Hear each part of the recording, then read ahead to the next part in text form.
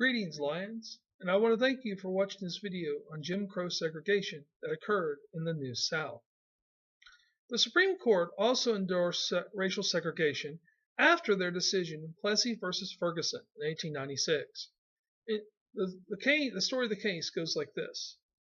In June 1892, Homer Plessy boarded the East Louisiana Railway in New Orleans for a trip to Covington, Louisiana. Basically, he's going across Lake Pontchartrain.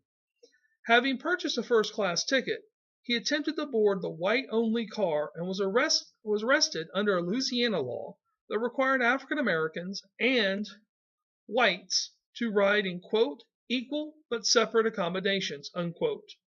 To be fair, Homer Plessy was prepped for this arrest, and he was arrested by the private detective hired by the railroad because the East Louisiana Railroad wanted to challenge this law. The fact is, the East Louisiana Railroad did not want to run two half-empty separate cars, when in fact it would be far cheaper and more efficient for the railroad to run one full car. But before Judge John H. Ferguson could try the case, Plessy's lawyer, Albion Tourget, appealed on the grounds that the Louisiana law violated the 14th Amendment.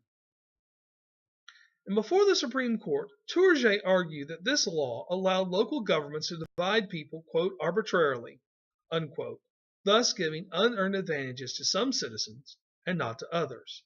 Meanwhile, the state of Louisiana contended that it needed this law to avoid the, quote, danger of friction from too much intimate contact, unquote, between the races.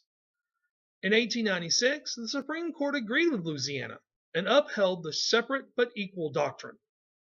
The significance of this court case, Plessy v. Ferguson, and the Supreme Court upholding the separate but equal doctrine is that it opened the door for racial segregation in the United States, and it legalized the term separate but equal.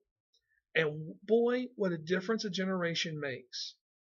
Most Northerners supported this decision here in 1896, whereas most Northerners would have been appalled in 1866 had this decision come down by the Supreme Court.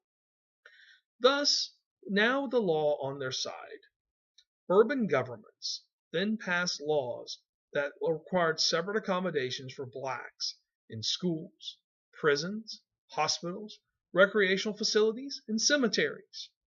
These laws requiring separate accommodations became known as the Jim Crow laws. Now, the term Jim Crow comes from a character in old minstrel shows and was featured in the 19th century tune Jump Jim Crow. And I promise you, I will not sing it here. I also want to point out that the timeline is the major difference between the Jim Crow laws that happened here in the late 1890s and the black codes that occur immediately after the Civil War. Many of them might sound the same, but it's the timeline that's different. The black codes occur in 1865, and these Jim Crow laws occur in the late 1890s. Other difference is their length of term. The black codes are immediately nullified by the 14th Amendment. It's passed in 1867. Meanwhile, the Jim Crow laws will last well into the 20th century, and it'll take the modern civil rights movement to remove many of these laws. One irony of state-enforced segregation is that it opened up economic opportunities for blacks. A new class of African American entrepreneurs emerged in these separate but equal parts of town to provide services for African Americans. I'm talking about white-collar jobs such as insurance, banking, funeral parlors, barbering, as blacks needed these services. At the same time, African Americans formed their own social and fraternal clubs and organizations, of which, in these clubs, this bolstered black pride and provided fellowship and opportunities for service. I want to thank you for watching this video on Jim Crow segregation, and may